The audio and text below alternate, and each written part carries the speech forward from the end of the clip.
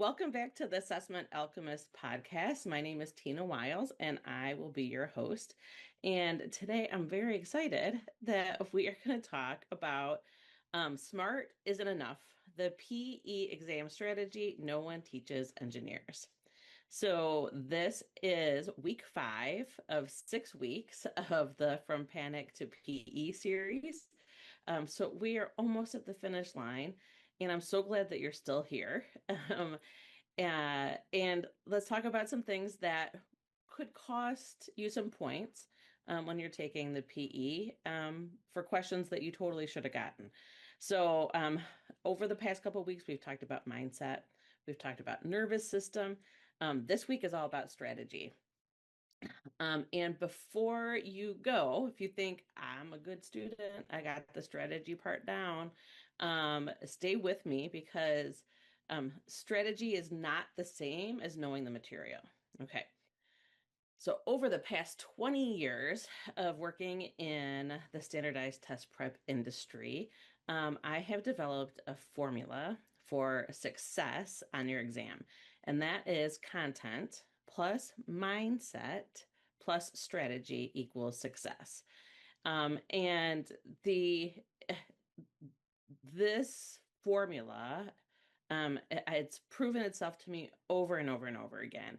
And the formula isn't necessarily balanced, and it's definitely not balanced for everybody.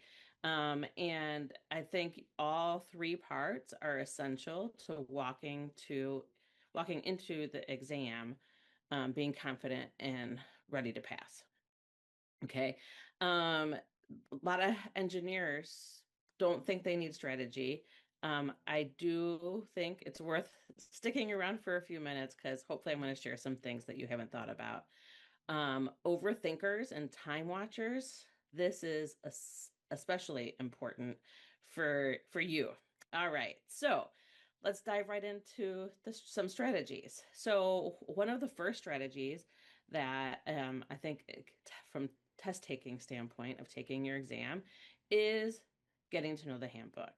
And you need to know the handbook so well that you have memorized keywords of what you need to search. So the handbook is available. I have a link on my blog that goes directly to where you could find your handbook, but you could find it in your NCEES account. Um, and you need to be practicing with the handbook. Okay. So some things, they even have videos also linked in the blog um, of how to search, like just getting familiar with what the software looks like and what it looks like to search and use your stuff, right? You want to be able to feel comfortable with the materials that you have when you're taking the test. So one key thing, you can't hit Control F on the PDF. There is a search bar within the software, and doing things like even just getting really familiar with when I'm trying to solve this type of problem and this is the information that I need, that you know what to type into the search bar to find it the fastest. It could be really finicky when it comes to spaces and how things are worded. So this is one of the keys to being able to work through some problems quickly and being able to find the materials that you know that you need. Um, like I said, build that personal cheat sheet of the search terms. The more you practice, the more you are going to feel comfortable. And the, um, like, yeah, interrupting my own thoughts. The like basically if you've seen anyone wasting time as they go through the exam, or it's happened to you where maybe you spend 15 minutes trying to find a formula, and when you find that certain way of searching that found it for you, that's what you need to know to save yourself the 15 minutes in the future. Okay. um Another strategy is pacing. And the um couple things about pacing that are important. And Mel actually shared something when we had the interview about having knowing someone that was confused about the timing of the day. So when you start the exam, you have one clock. So it's not a separate timer for each half.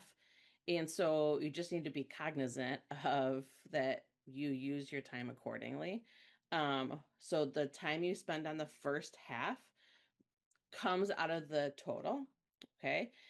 If you run long on the break, that time is gone from the second half. Once you take your break, you cannot go back to the first half. And so just being aware and aware of what it feels like with that timer and how to use it and how to keep going so that you have enough time on that second half. Okay. Kind of in line with that is how you're approaching your pacing through the test. Okay. And I'm sure you're used to flagging problems and working through and eliminating answer choices, all the stuff um, that you normally do as you're going through a test, right? Again, good students. Um, but because this exam time feels different than ones you've done in the past, and because the content, the breadth, and the depth of the stuff that you need to know and be able to work through, the um, work through the handbook and work through the problems that you're reading. Um, Treat the exam like a two pass, like you're going to go through, right? So as you're going through, you're going to read each question once, write down what you need to, figure out what you need to. If you read it and you're like, I have no idea, try reading it one more time. If it doesn't stick or you're not really sure what to do after that second time, flag it and come back. Okay.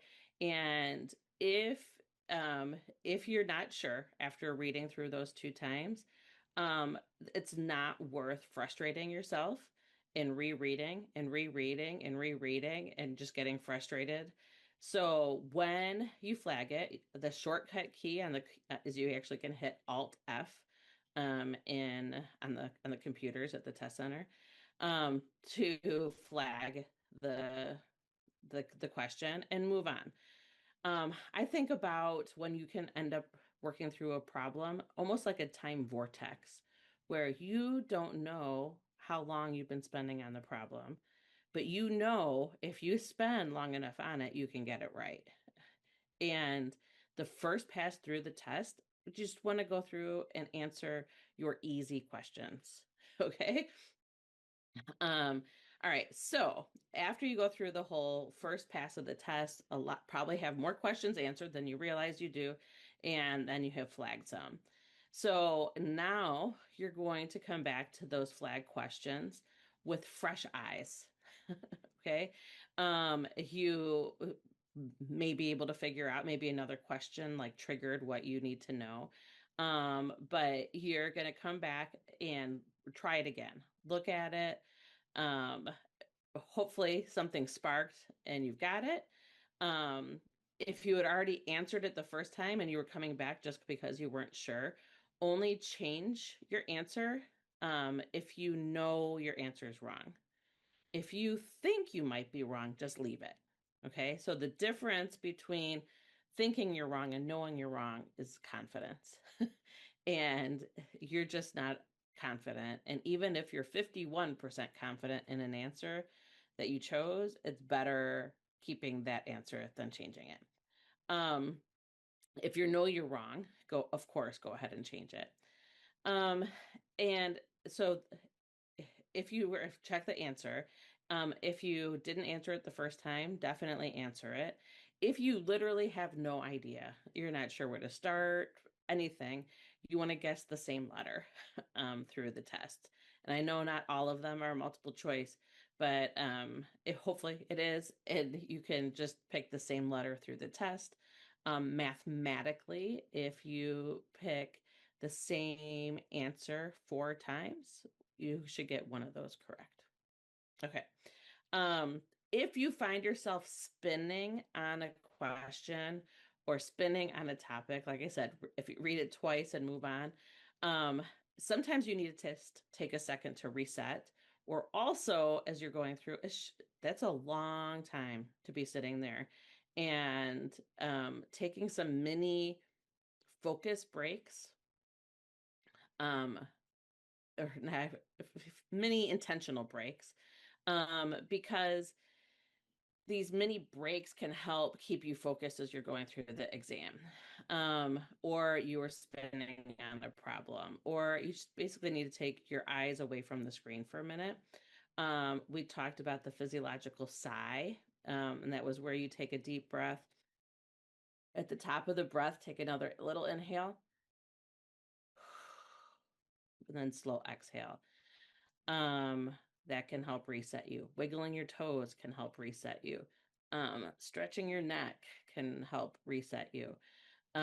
Doing the box breathing can reset you. So just a minute, couple second break. Then when you get back at it, you'll be focused and ready to go. Um, Another testing strategy would be the process of um, uh, elimination. Overthinkers, I'm really just talking to you. We're pretty much all engineers already use the process of elimination, but it's just a reminder. Okay, back solve, use your answer choices when you can. Um, Rule out the answers that you absolutely know have to be wrong units, wrong signs, and realize that flagging and moving a question on is a strategy. So it's not a failure. It doesn't mean you're not going to get it when you come back. It's a strategy to focus your time and energy as you go through the test. And then the last strategy I want to use is something that Mel shared. She calls it the things you suck at. And so as she was going through and doing her practice, she came to a topic that she was struggling with. She would keep notes, and it was the things that she sucked at that she wanted to actually do some more study and spend some intentional time around getting stronger in it. And it's easy to study the things that you already are good at, or that you know you can get the questions right. And it's because it feels productive, and it reaffirms what you know. It reaffirms you can get those questions right. But real progress and preparing for the test comes from drilling and working through the topics that you suck at, that you dread, that you don't understand. Um, so you could keep a literal list. You it could be digital, it could be on a post-it note next to the computer, but making notes to yourself. And then when you come across the topic while you're working on something else, you don't need to stop what you're doing. You have it written down, you can take care of it later, and you can continue on with what you were doing. But just really being very strategic and intentional with the time that you're putting towards studying. All right. So hopefully out of that, you got maybe a couple strategy tips that you could use during the exam. And just want to bring it back to success equals the content plus mindset plus strategy. And all of it is learnable. Every single part, content, mindset, strategy. Um, it's not fixed. We all have different, like very few people are equal in all three areas. And so what part of the formula needs attention is different for everybody. And that's the whole point. Um, that you can know all of one of the areas and still struggle on the test is because you need some of all of it. And so next week is the last week of the series. I don't want you to miss it. I'm going to be pulling everything together and talking about what will actually work. Check out my tutor, the number 2, TOR.com for the blog post, if you want the links. And you can also take when I talked about the overthinker and the time watcher, if you had no idea what I was talking about, you could check that out at our mindset quiz, which is on the website as well.